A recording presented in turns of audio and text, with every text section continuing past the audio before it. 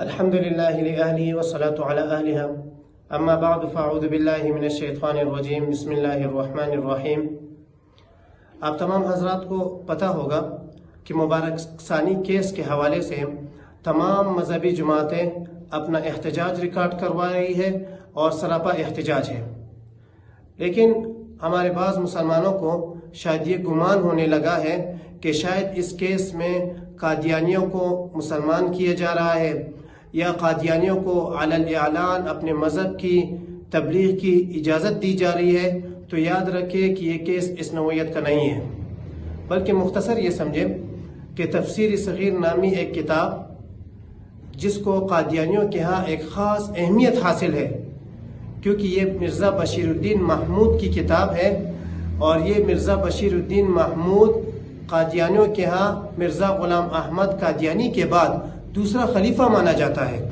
اور باقاعدہ طور پر یہ تفسیر صغیر یہ ربوہ میں اپنے سٹوڈنٹس کو بھی پڑھاتے ہیں۔ واقعہ کچھ یوں ہوا کہ 7 مارچ 2019 کو چناب نگر میں قادیانیوں کے ایک مشترکہ تعلیمی پروگرام میں 30 لڑکوں اور 32 لڑکیوں کے درمیان یہ تفسیر صغیر تقسیم کی گئی، اور اس تفسیر صغیر میں توہین رسالت اور توہین قرآن دونوں موجود ہے۔ تو اس وجہ سے اس تقسیم کے خلاف FIR درج کرائی گئی۔ کیس میں یہ سوال اٹھایا گیا ہے کہ جس طرح قادیانیوں کو عوامی مقامات پر اپنی تبلیغ کی اجازت نہیں، اسی طرح پرائیویٹ طور پر اپنے گھر میں، اپنے کالجز میں، اپنے تعلیمی اداروں میں بھی تبلیغ کی بالکل اجازت نہیں ہے۔ اس کی دلیل یہ ہے کہ سب سے پہلے جس نے نبوت کا دعویٰ کیا وہ مسلمہ کذاب تھا، وہ بھی پرائیویٹ طور پر اپنے یہاں نماز، ذبیحہ اور قرآن کا استعمال کرتا تھا، لیکن ابو بکر صدیق رضی اللہ تعالیٰ عنہ نے ان کی ان سازشوں کو قلقمہ کر دیا اور اس کو ختم کر دیا۔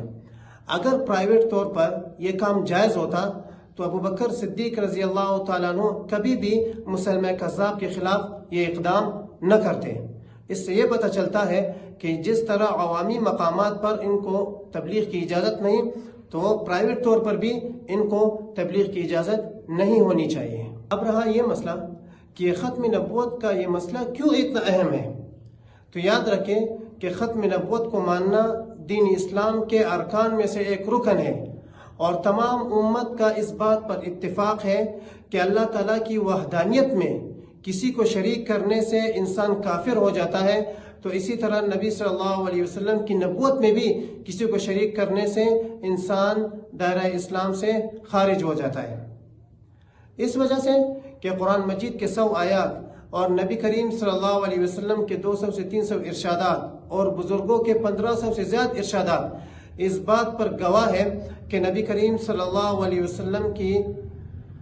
نبوت کے بعد نبوت کی کرسی پر نہ کوئی نبی آیا ہے اور نہ کوئی نبی آئے گا۔ دیکھیں اللہ تعالیٰ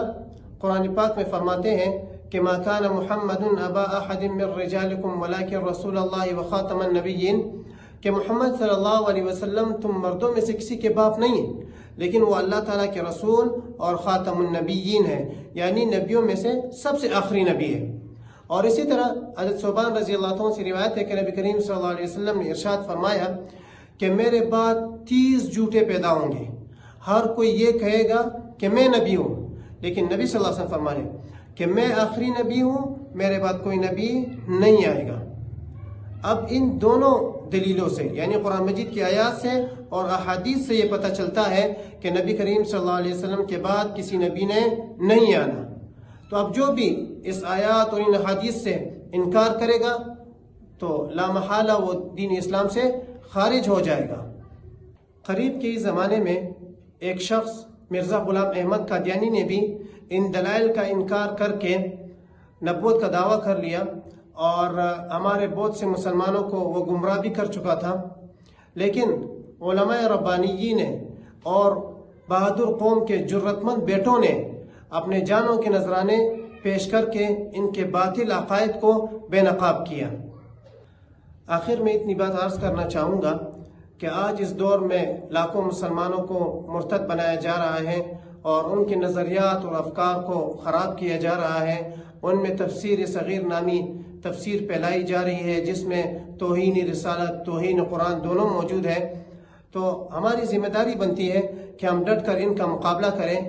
اس لیے کہ کل قیامت کے دن اگر نبی کریم صلی اللہ علیہ وسلم ہم سے یہ سوال کرے کہ تم میرے امتی تھے، تم میرے علم کے وارث تھے، میرے امت کو، نوجوانوں کو مرتد بنایا جا رہا تھا، ان کو دین سے دور کیا جا رہا تھا، ان کے نظریات اور افکار کو خراب کیا جا رہا تھا، تو تم نے کیا کیا؟ اس لیے اب وقت ہم سے یہ تقاضا کر رہا ہے کہ جہاں کہیں جب کبھی بھی تقدیس رسالت کے لیے ہمارے جان کی ضرورت پڑے، ہمارے مال کی ضرورت پڑے، ہماری علم کی ضرورت پڑے، تو ہم اس کو صرف کرنے سے دریغ نہیں کریں گے۔ اللہ تعالیٰ مجھے اور آپ کو ختم نبوت کے اس حساس مسئلے کو سمجھ کر اس پر عمل کرنے کی توفیق عطا فرمائے۔